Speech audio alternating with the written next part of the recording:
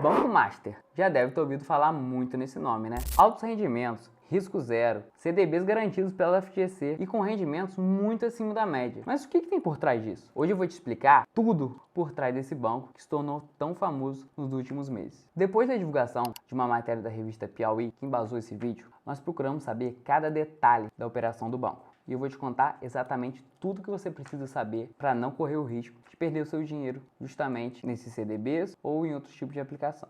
Hoje eu vou te falar da história do banco, como ele se formou, dos sócios, das operações feitas em empresas bem exóticas, da parceria entre o dono do banco e alguns outros sócios fantasmas ou laranjas, da parceria do banco com o Nelson Tanuri, famoso investidor e bem polêmico, sobre o último caso que se refere a Ambipar e a manipulação clara dos preços de mercado. E como Daniel Vorcado já foi acusado desse crime uma outra vez.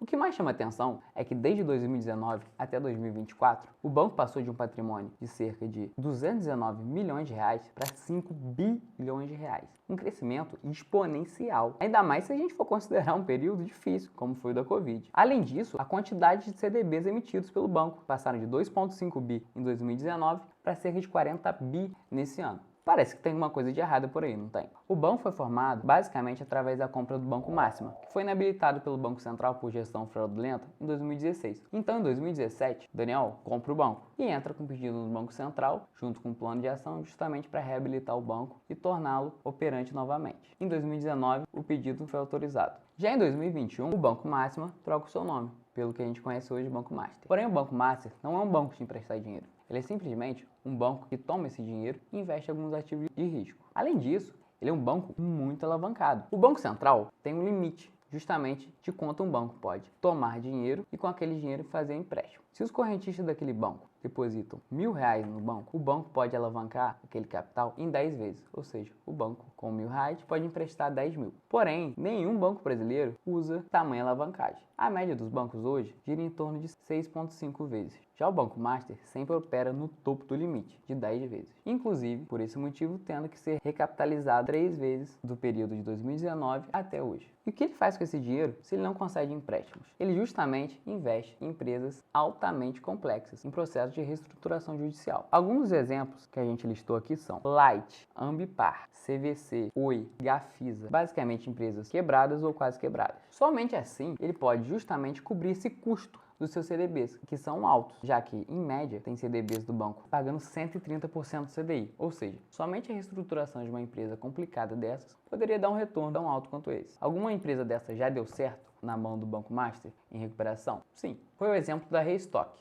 Hoje se chama Vest 3. Ela é dona da marca Lelis Blanc, John e realmente a empresa se recuperou dando muito dinheiro ao banco. Hoje, no portfólio de recuperações judiciais, nós temos a reestruturação da Light, da construtora Gafisa, da rede de loja de decoração Westwing, da empresa de saúde Aliança e também da rede de serviços ambientais Ambipar, além da Oncoclínicas. Todos passando por imensas dificuldades e pouca geração de caixa. Mas também todo mundo já deve ter te falado que os CDBs são garantidos até R$250 mil por CPF ou CNPJ.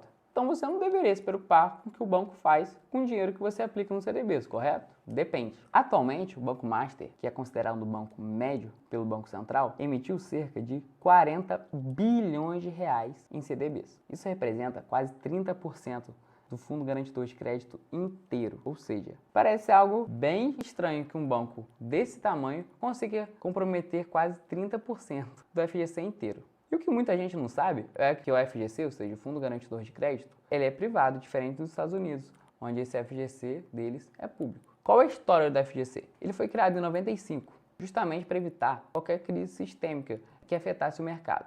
Ele foi criado justamente para evitar que a crise num pequeno banco contaminasse o sistema inteiro. E o FGC também proporcionou que pequenas instituições, como é o caso do Banco Master, participassem do mercado, já que quem comprasse esses CDBs estaria garantido, até certo limite, ao ressarcimento do dinheiro caso esse banco falisse. E agora, o fato mais estranho, não é só quem compra esses títulos que está ganhando bom rendimento. O maior rendimento vai justamente para quem está te vendendo esses títulos. A taxa de participação ou a taxa de venda que o assessor ganha em cima, assessor mais corretora, é em torno de 0,5% para os bancos tradicionais. A cada R$1.000 que o assessor te vende em CDBs, ele vai ganhar só R$5. Porém, no caso do Banco Master, esse valor é 8 vezes maior. A cada R$1.000 que ele te vende, o assessor leva cerca de R$40 para casa. Agora, se a gente for imaginar em cima de 40 bilhões de reais, 4% é bem interessante para o seu assessor te vender justamente esse CDB. Somente na XP, que foi a única corretora que divulgou os dados, cerca de 200 mil clientes compraram os CDBs do Banco Master. Ou seja, é bastante gente que no momento pode estar em grande risco de perder o seu dinheiro. Ou seja, aquele objetivo de evitar uma crise sistêmica foi totalmente desvirtuado do objetivo principal do FGC, que era evitar uma crise sistêmica, e agora esse banco usa o dinheiro justamente para especular no mercado de ação. E é aqui que entra o pulo do gato, a ligação de Daniel justamente com o empresário e investidor Nelson Tanure. Antes disso, é importante salientar que Daniel tem ligações na política muito fortes, tanto do lado da direita quanto do lado da esquerda. Inclusive, o senador Ciro Nogueira propôs um aumento do limite do FGC, que garante até R$250 mil por CPF para cerca de R$1 milhão.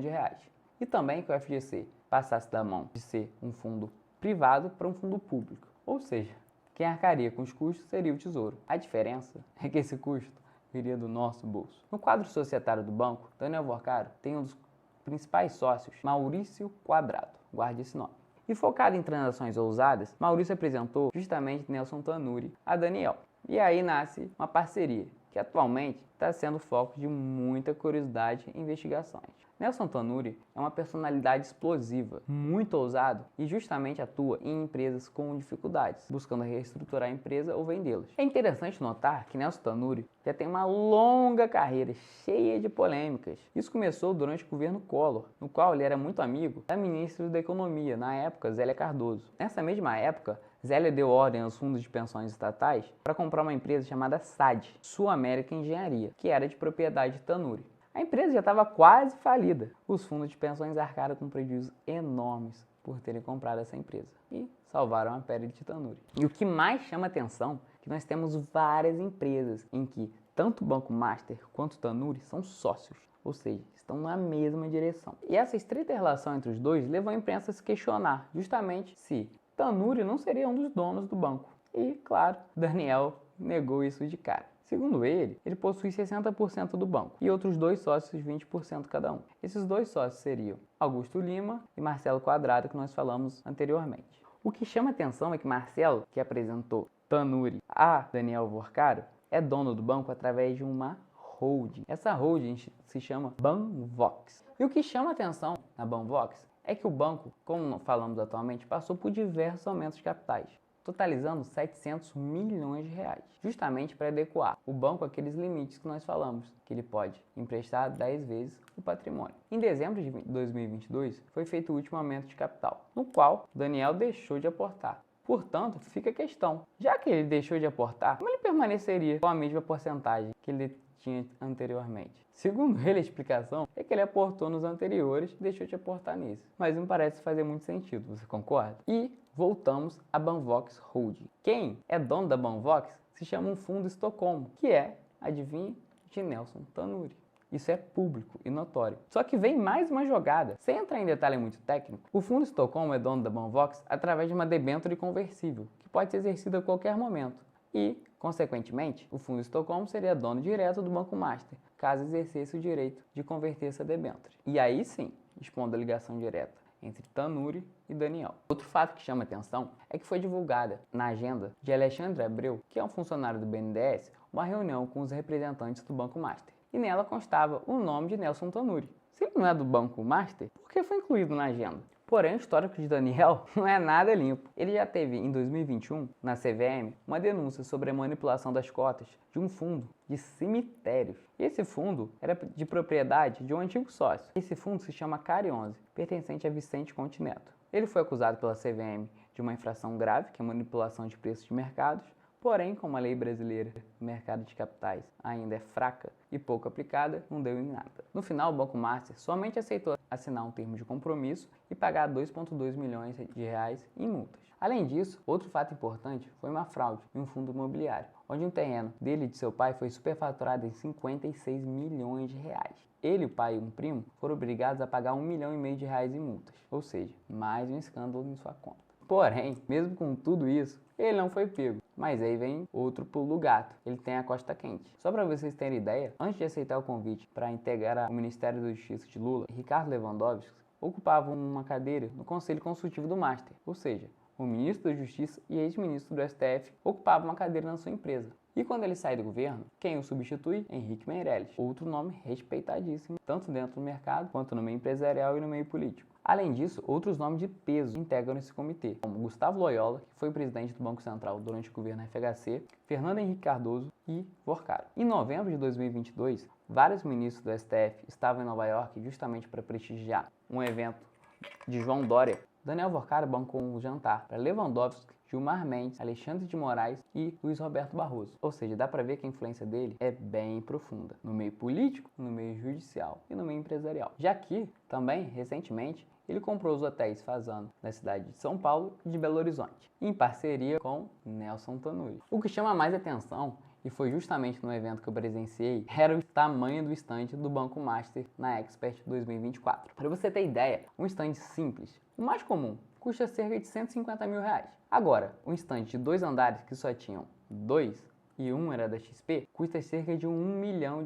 Além disso, outra personalidade que chama muita atenção é Paulo Gala, economista-chefe do banco. Paulo Gala é muito ligado ao ministro da Fazenda, Fernando Haddad, desde a época em que Haddad ainda era prefeito de São Paulo. Além de todos esses fatos, recentemente, o Banco Master comprou o Banco Voiter e agora passa por uma reestruturação societária muito complexa que eu não vou entrar em detalhes, mas que também levanta questões sobre a Trustee, que é a empresa de Nelson Tanuri. E o caso mais recente se refere a Ambipar, na qual o banco lucrou quase 530% na valorização de suas ações, fazendo justamente um short squeeze, já que as ações possuem pouca liquidez e um fluxo muito baixo, possibilitando assim, em poucos meses, o banco alcançar uma cifra inimaginável em um mercado em condições normais. E recentemente, o banco vendeu 700 milhões de reais das ações que ele possuía, reduzindo assim a participação no capital da empresa. Porém, para você investidor que está no Banco Master, você deve ou não se preocupar? Deve sim, já que, provavelmente, numa eventual quebra do banco ou numa corrida para sacar esses CDBs, o FGC provavelmente não vai arcar com esse custo de 30% do total do seu fundo, já que o Banco Master contribui com muito menos do que isso para o total do fundo, ou seja, um banco de pequeno para médio porte, considerando os parâmetros do Banco Central, que corresponde a 30% do FGC, é óbvio que o fundo não vai arcar com todo esse prejuízo. Provavelmente, quem possui esses CDBs, sim, vão ser lesados, caso o banco quebre ou haja uma corrida bancária nos seus CDBs, ou ele sofra uma liquidação pelo Banco Central, caso seja comprovado qualquer irregularidade. E todo esse vídeo se baseia justamente numa matéria da revista Piauí, disponível no link abaixo, na investigação da Este Advogados, que representa os minoritários no caso da Gafisa, e além de outros documentos que eu vou deixar aqui na descrição do vídeo. Se você gostou do vídeo, curte e compartilha, que eu venho aqui com os próximos capítulos dessa história que provavelmente não vai terminar agora, que vai render muitos frutos e muita dor de cabeça. Se você gostou do conteúdo, já curte e compartilha o vídeo.